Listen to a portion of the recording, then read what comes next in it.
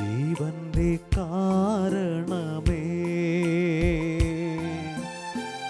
അങ്ങേ ആരാധിക്കുന്നു. ഓരോ ശ്വാസത്തിലും അങ്ങേ ആരാധിക്കുന്നു. ഹൃദയമിടിപ്പുകളിൽ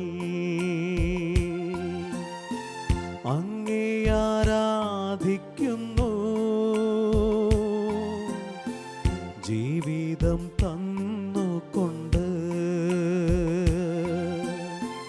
അങ്ങേ ആരാധിക്കുന്നു. ആരാധിക്കുന്നു, കുമ്പിടുന്നു, ആരാധിക്കുന്നു, സ്തുതിക്കുന്നു. ആരാധിക്കുന്നു, കുമ്പിടുന്നു, ആരാധിക്കുന്നു, സ്തുതിക്കുന്നു.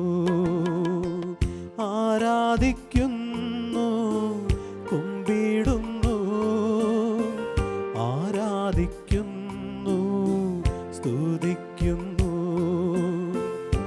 ആരാധിക്കുന്നു, കുമ്പിടുന്നു, ആരാധിക്കുന്നു, സ്തുതിക്കുന്നു. ആരാധിക്കുന്നു, കുമ്പിടുന്നു, ആരാധിക്കുന്നു, സ്തുതിക്കുന്നു. ആരാധിക്കുന്നു, കുമ്പിടുന്നു, ആരാധിക്കുന്നു, സ്തുതിക്കുന്നു.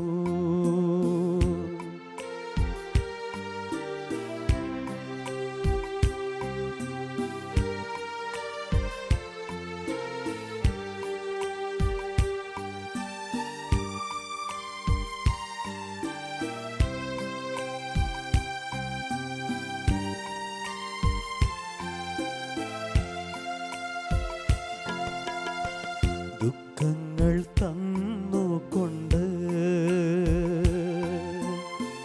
അങ്ങേ ആരാധിക്കുന്നു. ആകുലം തന്നുകൊണ്ട് അങ്ങേ ആരാധിക്കുന്നു. വേദന തന്നുകൊണ്ട് അങ്ങേ ആരാധിക്കുന്നു.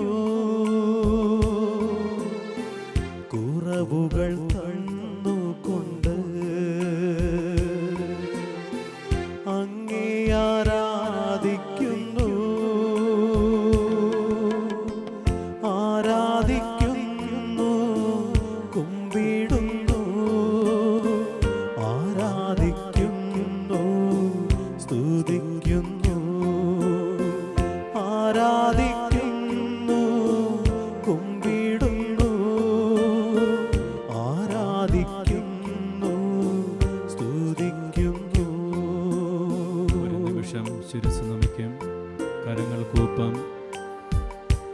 പരിശുദ്ധ ജോൺ പോൾ രണ്ടാം മാർപ്പാപ്പ എഴുതിയ നാഥ കൂടെ വസിച്ചാലും എന്ന പ്രബോധന രേഖയിൽ അദ്ദേഹം ഇങ്ങനെ പറഞ്ഞു: ലോകത്തിൻ്റെ വിവിധ ഭാഗങ്ങളിൽ നമ്മുടെ ദിവ്യരക്ഷകൻ സഹിക്കേണ്ടി വരുന്ന അവഗണനയ്ക്കും അശ്രദ്ധയ്ക്കും അപമാനത്തിനും നമ്മുടെ വിശ്വാസത്താലും സ്നേഹത്താലും പരിഹാരം ചെയ്യുവാൻ ദിവ്യകാരുണ്യത്തിൽ സന്നിഹിതനായിരിക്കുന്ന ഈശോയ്ക്ക് മുമ്പിൽ മുട്ടുകുത്താൻ സമയം കണ്ടെത്തണം.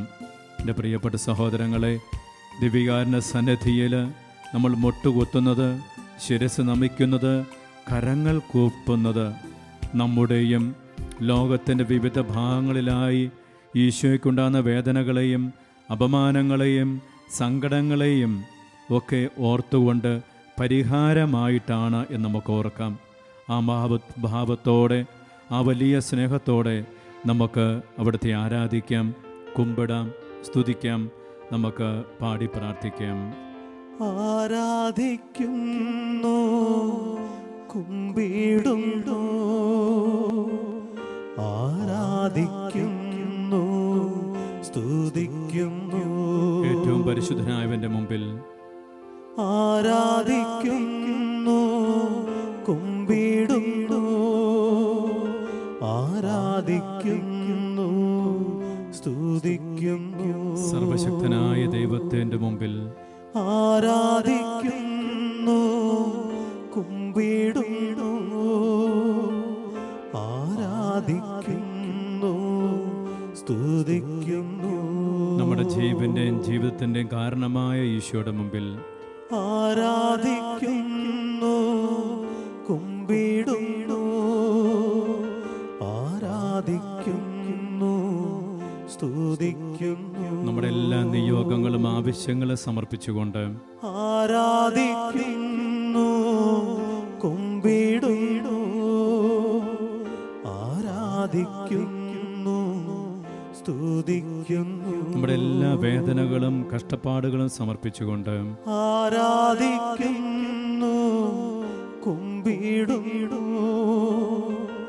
ആരാധിക്കുന്നു സ്തുതിക്കുന്നു പൂർണ്ണമായി സമർപ്പിച്ച് നമുക്ക് സ്തുതിച്ച് പ്രാർത്ഥിക്കാം. ഹല്ലേലൂയ ഹല്ലേലൂയ ഹല്ലേലൂയ ഹല്ലേലൂയ ഹല്ലേലൂയ ഹല്ലേലൂയ. ഈശോയെ ഞങ്ങൾ അങ്ങയെ സ്തുതിക്കുന്നു, ഈശോയെ ഞങ്ങൾ അങ്ങയെ ആരാധിക്കുന്നു, അങ്ങയുടെ പരിശുദ്ധമായ സാന്നിധ്യത്തെ ഞങ്ങൾ സ്തുതിക്കുന്നു. ഹല്ലേലൂയ ഹല്ലേലൂയ.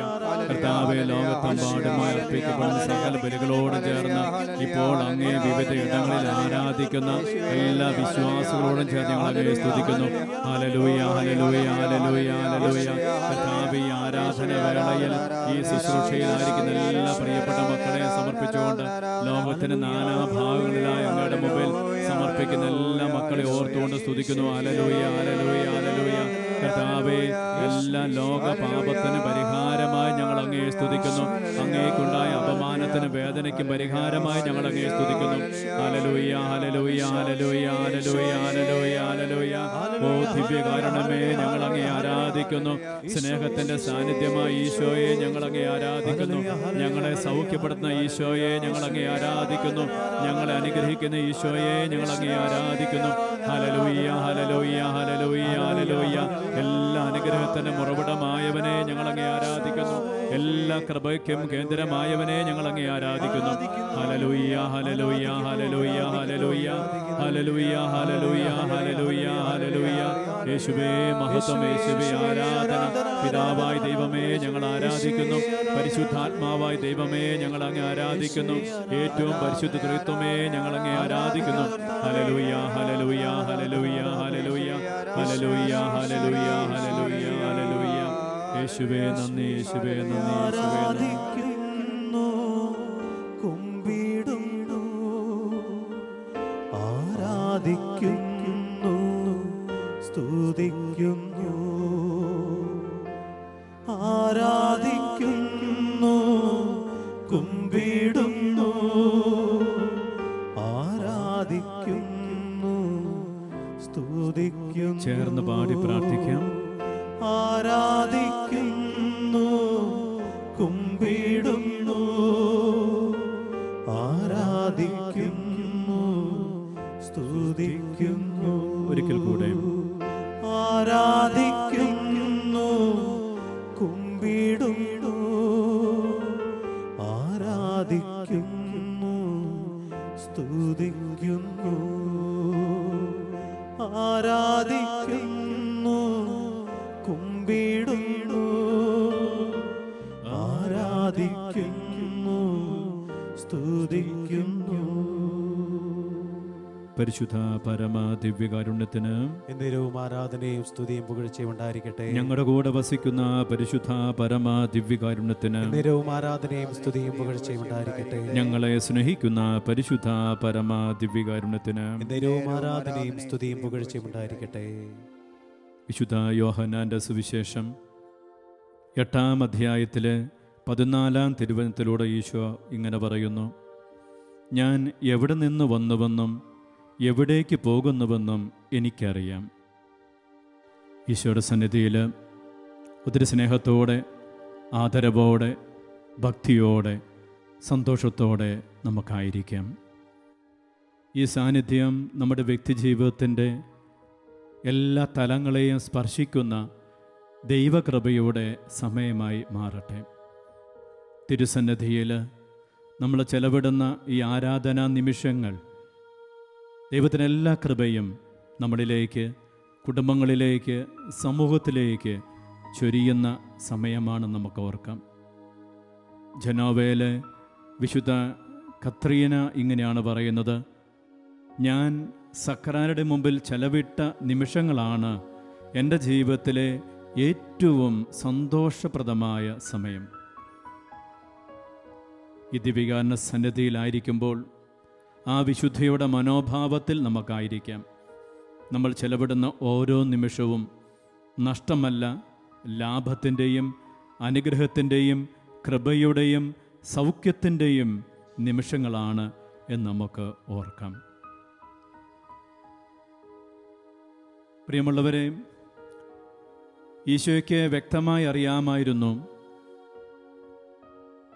തൻ്റെ ജീവിത ലക്ഷ്യം മാത്രമല്ല, തൻ്റെ ജീവൻ്റെ അസ്തിത്വം എന്താണെന്ന്. എവിടെ നിന്ന് വന്നുവെന്നും എവിടേക്ക് പോകുന്നുവെന്നും അറിയുന്ന ഈശോ അതിൻ്റെ ഇടയിൽ എന്തിനു വന്നു എന്നുകൂടെ തിരിച്ചറിഞ്ഞിട്ടുണ്ട്. ഈ വലിയ ബോധ്യം ഈശോയുടെ നിലപാടുകളെ ശക്തമാക്കി. ഒരു വിധത്തിലും ലോകത്തിൻ്റെ മനോഭാവത്തോട്, പാപത്തിൻ്റെ വഴികളോട് അവിടുന്ന് അനുരൂപപ്പെട്ടില്ല. വചനം പറയുന്ന പോലെ പാപമൊഴികെ മറ്റെല്ലാ കാര്യങ്ങളിലും അവൻ നമുക്ക് സമനായിരുന്നു. നമുക്ക് സമനായി തീർന്നവൻ പാപത്തിൻ്റെ രീതികളോട്, പാപത്തിൻ്റെ ശൈലികളോട് ഒത്തുതീർപ്പ് പറഞ്ഞിട്ടില്ല. കാരണം തൻ്റെ ജീവിത ലക്ഷ്യം എന്താണെന്ന് കൃത്യമായി ഈശോയ്ക്ക് അറിയാമായിരുന്നു. വിശുദ്ധ യോഹന്നാൻ്റെ സുവിശേഷത്തിൽ തന്നെ 7-ാം അധ്യായത്തിൽ 29-ാമത്തെ വാക്യത്തിൽ ഈശോ പറയുകയാണ്: എന്തെന്നാൽ ഞാൻ അവിടുത്തെ പക്കൽ നിന്ന് വരുന്നു. ഇപ്പോൾ ദൈവത്തിൻ്റെ പിതാവിൻ്റെ പക്കൽ നിന്നാണ് താൻ വന്നതെന്നുള്ള ഉറച്ച ബോധ്യം ഈശോയ്ക്കുണ്ടായിരുന്നു. അതുകൊണ്ട് തന്നെ വന്നവനിലേക്ക് തിരികെ എത്തുന്നതുവരെ വന്നവനോട് നിരന്തരമായ സമ്പർക്കം ഈശോ പുലർത്തിയിരുന്നു. ഈശോയുടെ ജീവിതം മുഴുവനും പിതാവുമായുള്ള ഐക്യത്തിൻ്റെ ജീവിതമാണ്. ഈശോ ഇടയ്ക്ക് പറയുന്നുണ്ട്, നിങ്ങൾ അറിയാത്ത ഒരു ഭക്ഷണം എനിക്കുണ്ട്, എൻ്റെ പിതാവിൻ്റെ ഇഷ്ടം നിറവേറ്റുന്നതാണ് എൻ്റെ ഭക്ഷണം. ഞാനും പിതാവും ഒന്നാണ്, എന്നെ കാണുന്നതും പിതാവിനെ കാണുന്നു. ഇങ്ങനെ നിരന്തരമായി പിതാവുമായിട്ടുള്ള തൻ്റെ സ്നേഹബന്ധത്തിൻ്റെ, ഐക്യത്തിൻ്റെ വെളിപ്പെടുത്തൽ ഈശോ നടത്തുന്നുണ്ട്.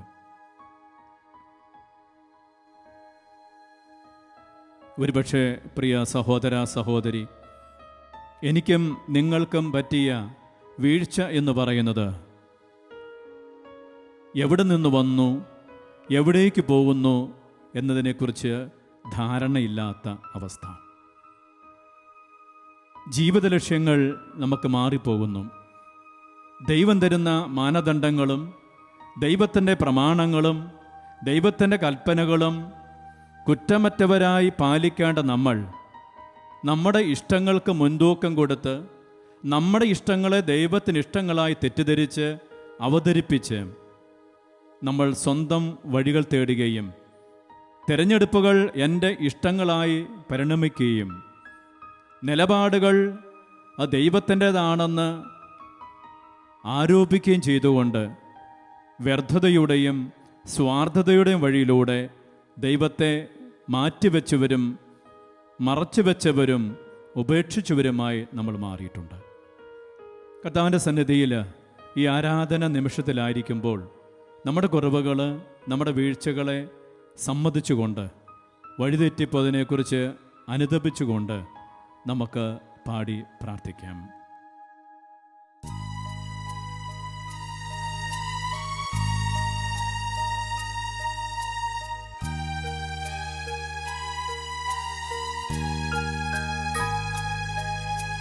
മകനേ മറന്നകന്നോ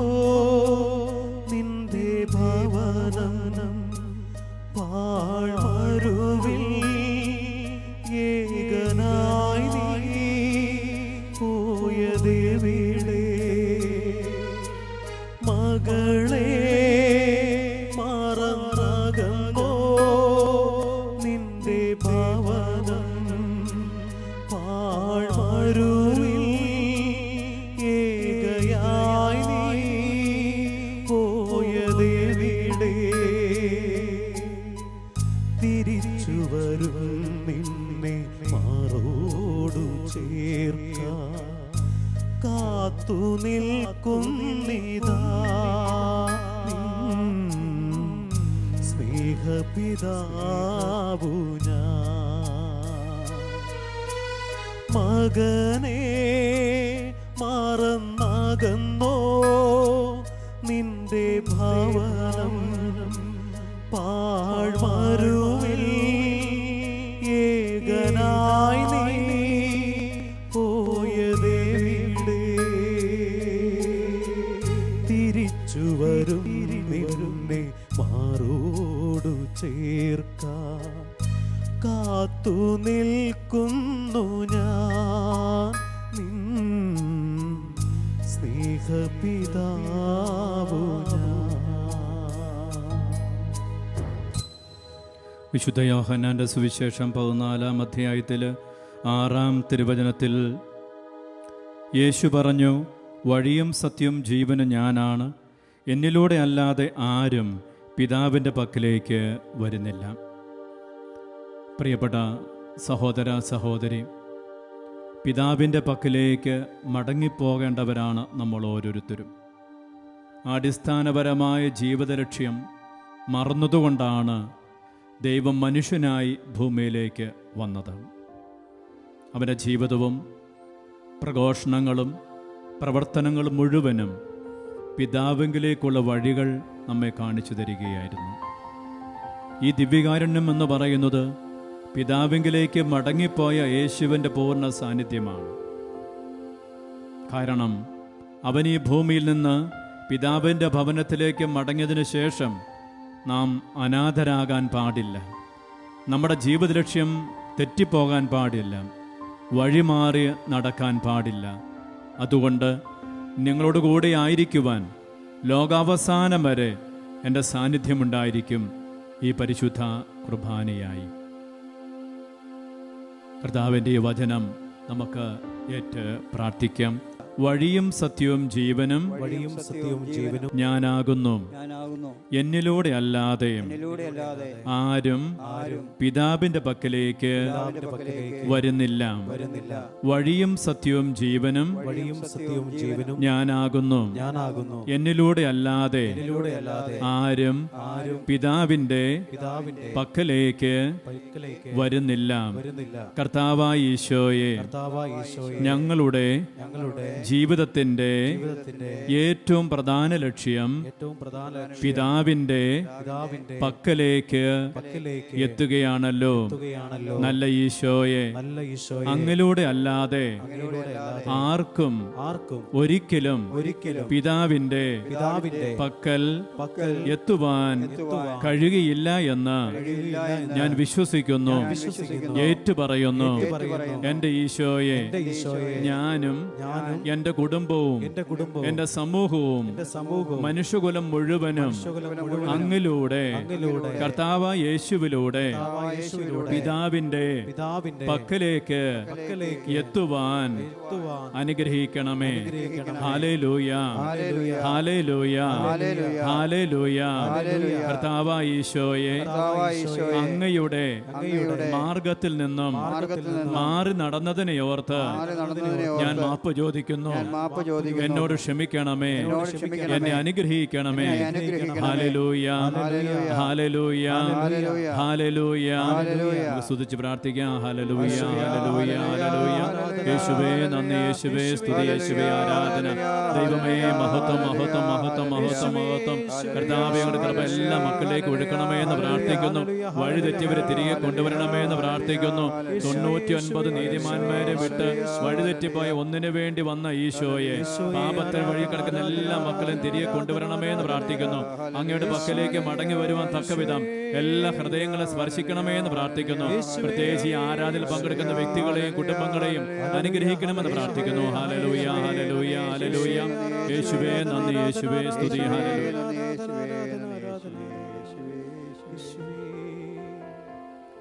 ഉൽപ്പത്തിയുടെ പുസ്തകത്തിൽ 16-ാം അധ്യായത്തിൽ 8-ാമത്തെ വാക്യത്തിൽ നമ്മൾ കാണുന്നു, ദൂതൻ വന്ന് പറയുന്നു, ചോദിക്കുന്നു, സാറായുടെ ദാസിയായ ഹാഗാർ, നീ എവിടെ നിന്ന് വരുന്നു, എങ്ങോട്ട് പോകുന്നു?